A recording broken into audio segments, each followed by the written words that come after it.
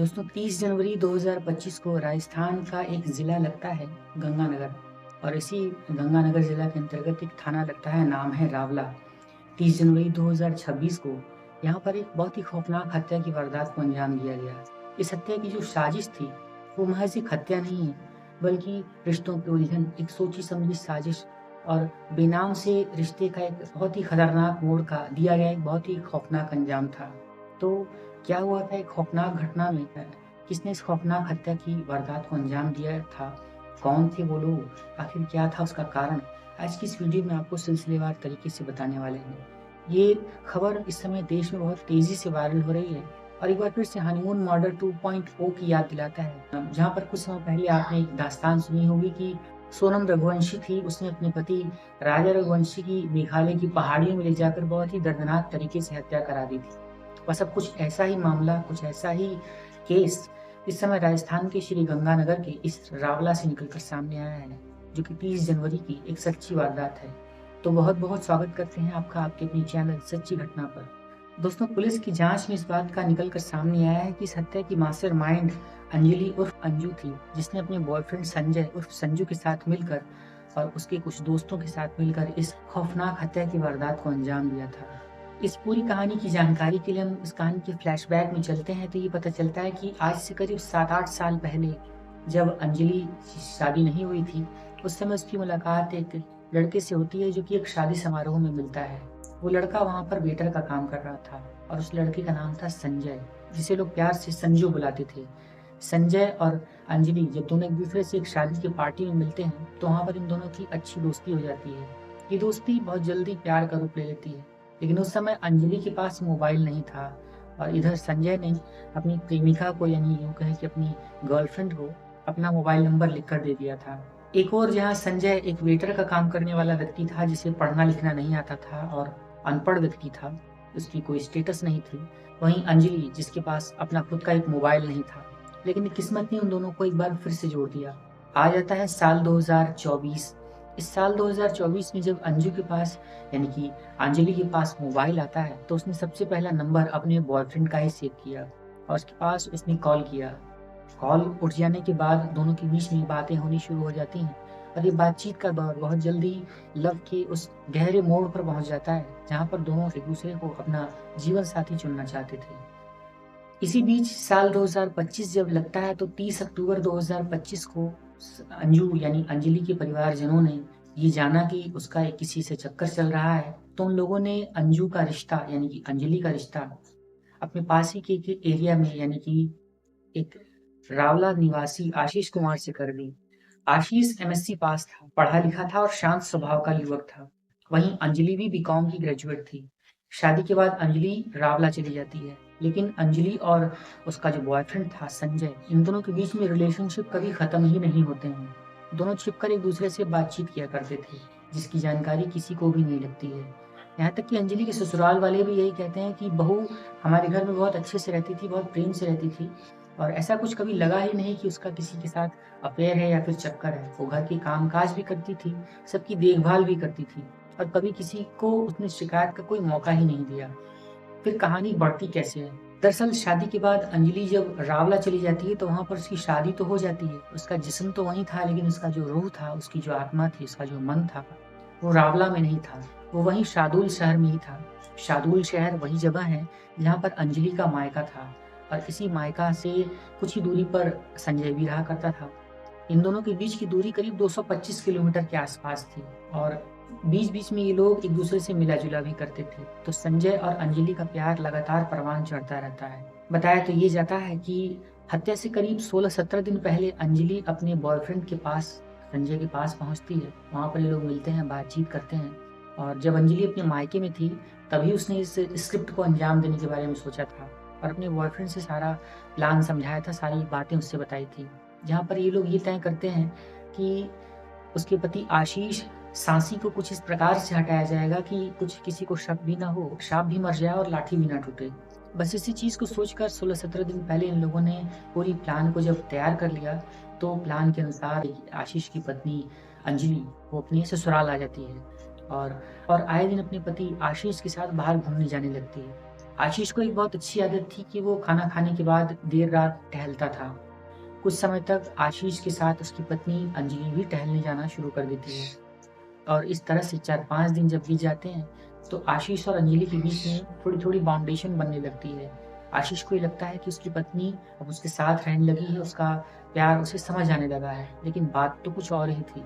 इसी बीच 30 जनवरी 2026 को वो रात आती है जब आशीष की ज़िंदगी का आखिरी पल आने वाला था।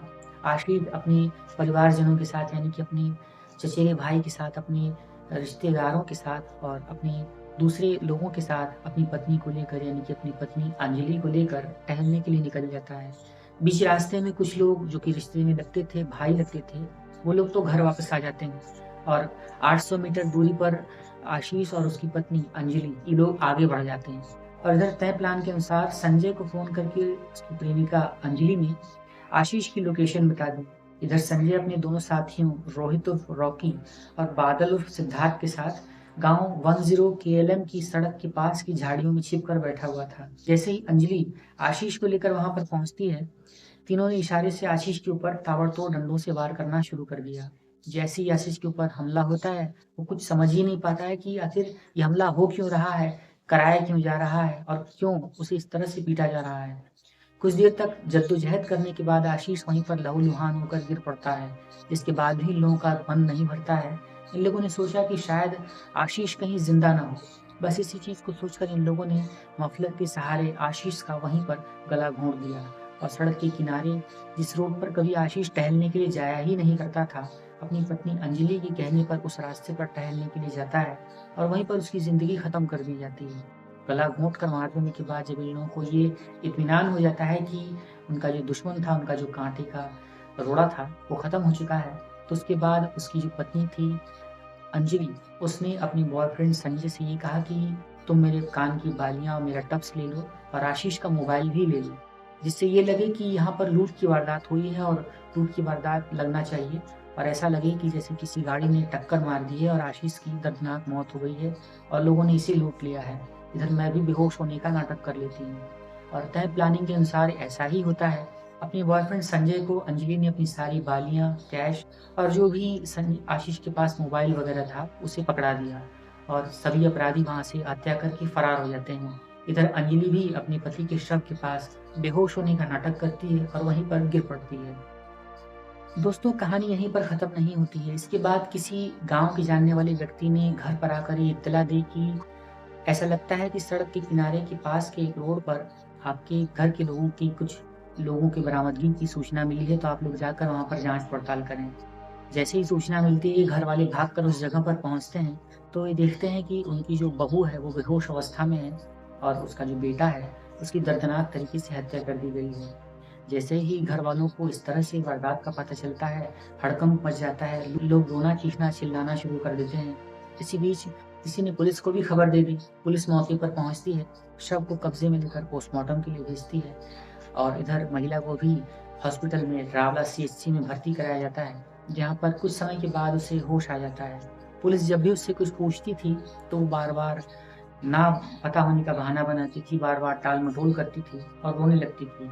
इस तरह से जब वो बार-बार नाटक कर रही होती है और जब एक बार उसने पूछताछ में ये बताया कि उसके पति को मारा-पीटा गया था और इस प्रकार से उसके साथ लूट की वारदात को अंजाम दिया गया है और ये कार एक्सीडेंट है, तो पुलिस को भी प्रथम दृष्टया यही लगता है कि दरअसल ये एक कार एक्सीडेंट का मामला है। लेकिन बाद में जब शव का पोस्टमार्टम होकर उसकी रिपोर्ट्स निकल कर सामने आई, तो ये पता चला कि दरअसल ये कार एक्सीडेंट का या फिर एक लूट का मामला नहीं है। दरअसल एक सुनियोजित साजिश को अंजाम दिया गया है, जहाँ पर मृतक के शरीर पर काफ़ी ज़्यादा मारपीट, चोट के निशान हैं और मफलर से उसका गला घोंटा गया है। जब इस तरह से एक बहुत बड़ा शक, एक बहुत बड़ा सुराग पुलिस के हत्थे चढ़ जाता है, तो पुलिस सख्ती से उस महिला के ऊपर नकेल कसती है, उसके ऊपर पूछताछ करती है, तो सारा का सारा सच रट्टू तोते की तरह बयां कर देती है, जिसमें वो ये बताती है कि दरअसल उसका उसके पति के साथ रिलेशन तो बन गया था और शादी के 3 महीने भी बीत चुके थे, लेकिन उसकी उसके पति के साथ प्रेम नहीं थी, बल्कि वो अपने बॉयफ्रेंड संजय को चाहती थी। संजय के साथ उसका रिश्ता बहुत ज़्यादा परवान चढ़ रहा था और संजय जो कि उसके बिना रह नहीं सकता था, तो इन लोगों ने ये प्लान बनाया कि क्यों ना हो कि उसके पति आशीष सांसी को रास्ते से हटा दिया जाए जब वो आशीष रास्ते से हट जाएगा तो हम लोगों के रास्ते क्लियर हो जाएँगे और हम दोनों शादी कर लेंगे। बस इसी चीज़ को सोचकर 17 दिन पहले ही अंजलि अपने मायके पहुँचती है और वहाँ पर अपने बॉयफ्रेंड संजय के साथ मिलकर उसने हत्या की सुनियोजित साजिश को अंजाम देने के बारे में फुल प्रूफ प्लान तैयार कर लिया। और इधर जब अंजलि के मोबाइल की कॉल डिटेल भी निकाली जाती है, तो उसमें भी यही पता चलता है कि अंजलि और उसका जो बॉयफ्रेंड था संजय, इन दोनों के बीच में लगातार बातचीत होती थी। और बातचीत का ये जो दौर था, ये लंबे-लंबे समय तक चला करता था। जहाँ एक ओर संजय जो कि उसका बॉयफ्रेंड था, एक निरक्षर भट्टाचार्य व्यक्ति है और सिर्फ़ वेटर है और पढ़ने के नाम पर सिर्फ़ अपना दस्तखत करना जानता है। वहीं उसका जो पति था यानी कि आशीष सांसी, वो एक पढ़ा-लिखा व्यक्ति था, बीएड कर रहा था और एमएससी पास व्यक्ति था। और वहीं जो अंजलि है, वो भी एक ग्रेजुएट स्टूडेंट थी। लेकिन इस तरह से जब हत्या की वारदात को अंजाम दिया गया, तो किसी ने सोचा ही नहीं था कि एक अच्छे खासे भविष्य को छोड़कर, एक अच्छी पति की ज़िंदगी को छोड़कर एक महिला ने इस तरह से अपने प्यार की खातिर इतनी खौफनाक वारदात को अंजाम दिया। तो दोस्तों, इस प्रकार से पुलिस ने इस पूरी खौफनाक घटनाक्रम का खुलासा कर दिया और सीओ अनूपगढ़ प्रशांत कौशिक के अनुसार तीनों युवकों को 5 दिन की रिमांड पर लिया गया है और जबकि अंजलि को 2 दिनों की रिमांड के बाद बीकानेर के कारागृह भेज दिया गया है। जहाँ पर पुलिस का ये कहना है कि इस खौफनाक साजिश से जुड़े हुए और भी तथ्य बहुत जल्द सामने लाए जाएँगे। और इस प्रकार से एक बहुत ही खौफनाक घटनाक्रम का खुलासा राजस्थान के श्री गंगानगर जिला के अंतर्गत पड़ने वाले रावला थाना क्षेत्र के इस पनकेएलएम गांव से निकलकर सामने आया है, जिसने पूरे के पूरे गांव के साथ-साथ पूरे एरिया को भी चौंका कर रख दिया है। और वहीं जो कि आरोपी है अंजलि, उसके घरवालों का भी यही कहना है कि अंजलि को कड़ी से कड़ी सज़ा मिलनी चाहिए और उसे फांसी से कम में कुछ नहीं होना चाहिए।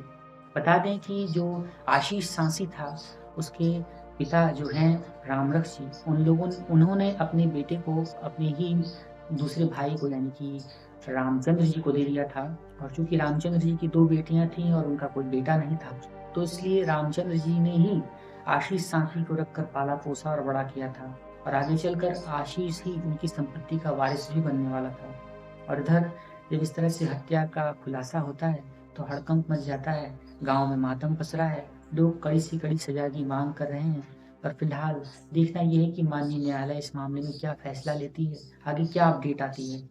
और इस प्रकार से एक दुखद घटनाक्रम का अंत हो गया, जहाँ पर एक शादी जो महज़ 3 महीनों तक ही चली और इस प्रकार से उसका एक खौफनाक अंजाम होता है। तो दोस्तों, आप इस पूरी सच्ची घटना के संबंध में क्या कहना चाहते हैं?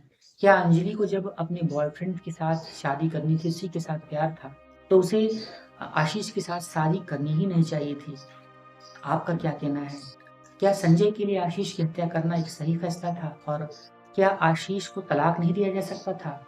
क्या संजय के साथ कोई दूसरा रास्ता अख्तियार नहीं किया जा सकता था? कई सारे सवाल हैं और कई सारे जवाब। आप कमेंट बॉक्स में अपनी राय ज़रूर दीजिएगा। वीडियो अगर आपको अच्छी लगी हो तो इसे एक लाइक करना ना भूलें। चैनल सच्ची घटना को सब्सक्राइब करना ना भूलें और बेल आइकन को ऑल पर सेट करना ना भूलें। इससे आपको हमारी हर लेटेस्ट वीडियोज़ का नोटिफ़िकेशन समय से पहले मिल जाया करेगा। दोस्तों, इस पूरी सच्ची घटनाक्रम को सुनाने का उद्देश्य किसी का भी दिल दुखाना या किसी को भी परेशान करना नहीं है।